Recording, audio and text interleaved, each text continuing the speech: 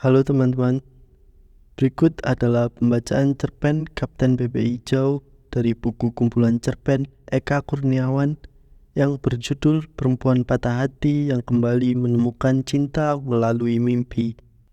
Bagian 2. Maka ia pun harus berjalan secara diam-diam, dan ketika malam datang, ia bersembunyi di balik satu bongkah batu. Hari kedua, ia bertemu dengan seekor serigala. Ketika ia melihatnya, Kapten Bebek Hijau segera tahu itu seekor serigala. Ia sedang berjalan di setapak ketika di kejauhan dilihatnya seekor binatang berkaki 4 dengan moncong panjang dan bulu kelabu.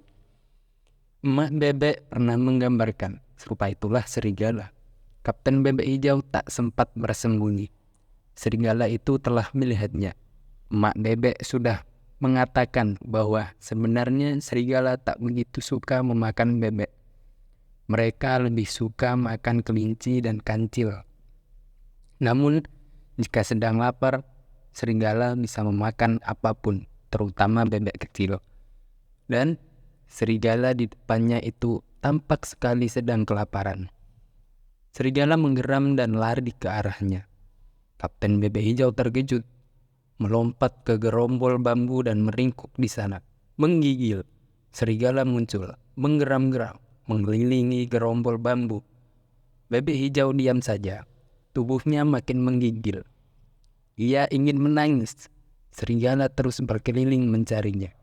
Kapten Bebek Hijau mulai bingung. Kenapa serigala tak juga menangkapnya? Ia persis ada di depan matanya. Namun, serigala terus mencarinya hingga merasa putus asa dan segera pergi. Kapten Bebek Hijau bingung, tapi sekaligus lega. Ia melihat ke sekelilingnya dan bertanya-tanya kenapa serigala tak melihatnya. Hingga ia menemukan jawabannya. Ah, bambu-bambu ini sangat hijau, dan tubuhku juga hijau. Serigala tak melihat seekor bebek hijau di tengah batang-batang bambu berwarna hijau. Kapten Bebek Hijau pun memutuskan untuk bermalam dan beristirahat di tengah gerombol bambu. Perjalanan ke puncak bukit Kunir Raja ternyata bukanlah perjalanan yang gampang. Bukan pula perjalanan cepat yang bisa ditempuh dalam 1-2 hari saja. Dan benar apa yang dikatakan Emak Bebek. Banyak makhluk jahat berkeliaran sepanjang jalan. Kapten Bebek Hijau kini ia sangat bangga dengan namanya. Pernah bertemu ular jahat yang hendak memangsanya.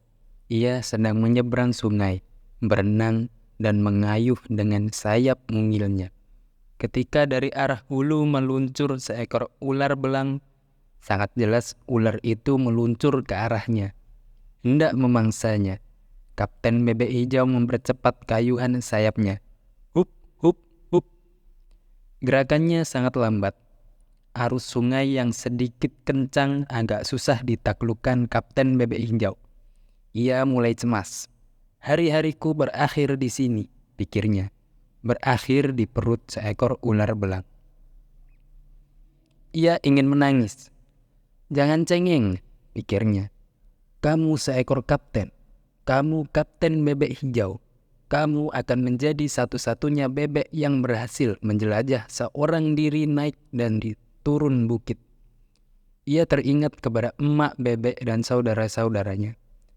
Dan itu membuatnya tambah ingin menangis. Ayo, Kapten, semangat, Kapten, Kapten.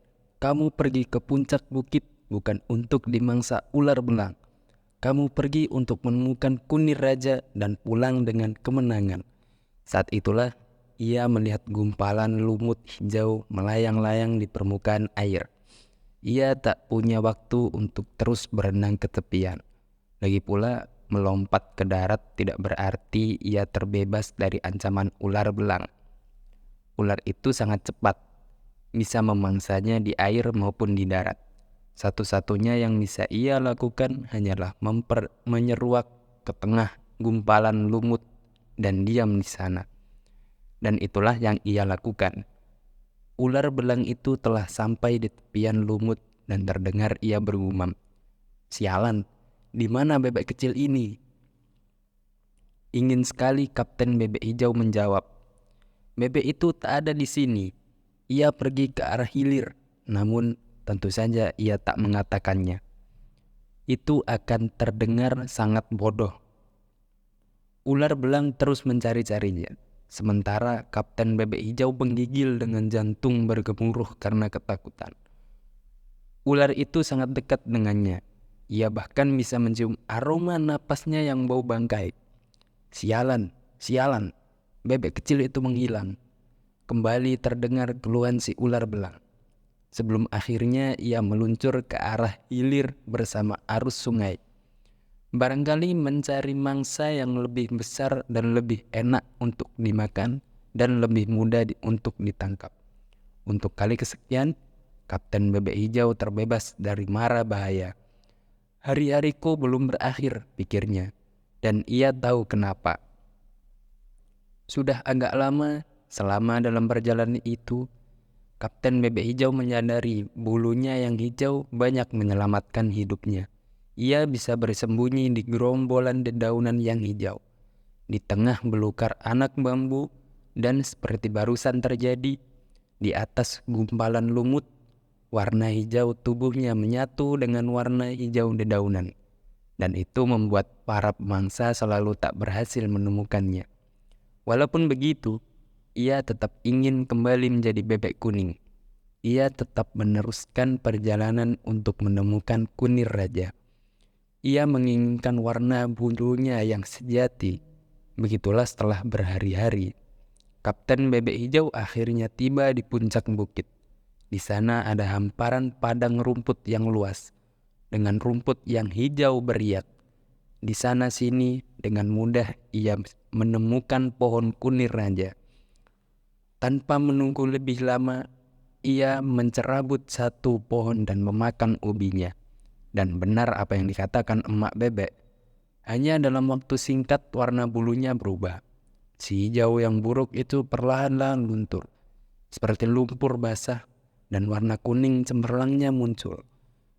Kapten Bebek Hijau girang bukan main. Ia menari-nari dan bernyanyi-nyanyi di bawah limpahan cahaya matahari yang ceria.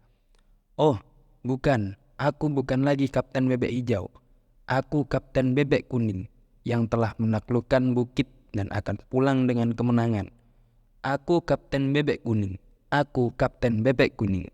Ia terus bernyanyi dan ia terus menari. Di angkasa, seekor burung elang sedang sangat lapar.